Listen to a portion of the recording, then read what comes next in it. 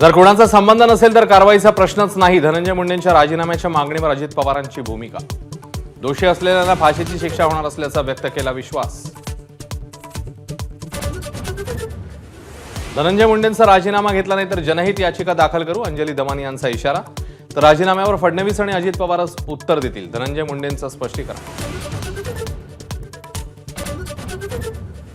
बाप बसलाय. पोलीस उपनिरीक्षक निशिगंधा खुळेंशी संभाषण करताना वाल्मिक कराडची फुशारकी. Audio clip viral. तर वाल्मिक कराड बीडचा सुपर पालकमंत्री.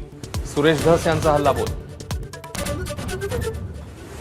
फरार आरोपी कृष्णा आंधळे सापडणं मुश्किल. संदीप क्षीरसागर यांचा धनंजय मुंडेंकडे बोट दाखवत आरोप.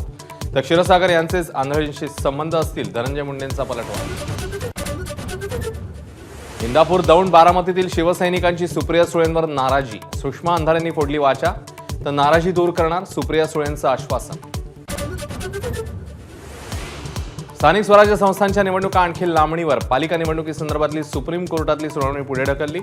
पुढची सुनावणी 25 फेब्रुवारीला.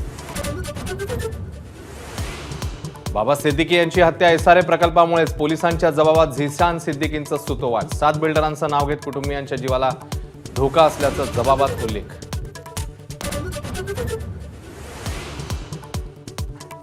एसआरएसाठी अनिल परमानी रहिवाशांची बैठक घेतली. झिशान सिद्दीकींचा उल्लेख जबाबात. हत्येच्या दिवशी मोहित कंबोज यांच्याशी बाबा सिद्दीकींची बातचीत झाल्याचाही दावा.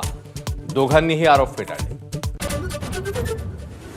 मराठा आरक्षण आंदोलक मनोज जरांगेंच्या उपोषणाचा 4था दिवस. दिवंगत सरपंच देशमुखांचे कुटुंबीय जरांगेंना भेटण्यासाठी सराटीत. देशमुखांच्या आई आणि मुलीच्या आग्रहावरून प्यायलं पाणी. सैफ अली खान हल्ला प्रकरणी अटक केलेल्या आरोपी विरोधात सबळ पुरावे. मुंबई पोलिसांनी केलं स्पष्ट. फिंगरप्रिंटचा अहवाल अजून आलेला नसल्याची माहिती. पुण्याचे माजी पोलीस आयुक्त अमिताभ गुप्ता यांच्या मालमत्तेची लाचलुचपत प्रतिबंधक विभागाकडून गुप्त चौकशी. तथ्य आढळल्यानं खुली चौकशी करण्यासाठी एसीबीच्या महासंचालकांकडे परवानगीची मागणी. 2014 सालच्या इस्तर या बलात्कार आणि खून प्रकरणी रिक्षाचालक चंद्रशेखर सानपची सुप्रीम कोर्टाकडून निर्दोष सुटका. सत्र आणि उच्च न्यायालयाने ठोठावलेली फाशीची शिक्षा रद्द. कुणालाही संकोच वाटणार नाही असे कपडे परिधान करा. मुंबईतल्या प्रसिद्ध सिद्धिविनायक न्यासाकडनं ड्रेस कोड लागू. तर ड्रेस कोडचं संशोधन करणारे कोण? सचिन अहिर यांचा प्रश्न. तुळजापूर मंदिरात 2 पुजारी मंडळांमध्ये वाद. महिलांनी देवीचे चरणस्पर्श करण्यावरून वादाला फोडणी. विश्वस्तांच्या ठरावाने प्रकरण चिघळलं.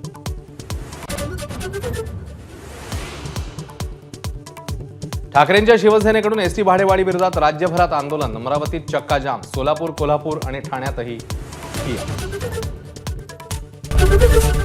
एबीपी माझा, उघडा डोळे बघा नीट.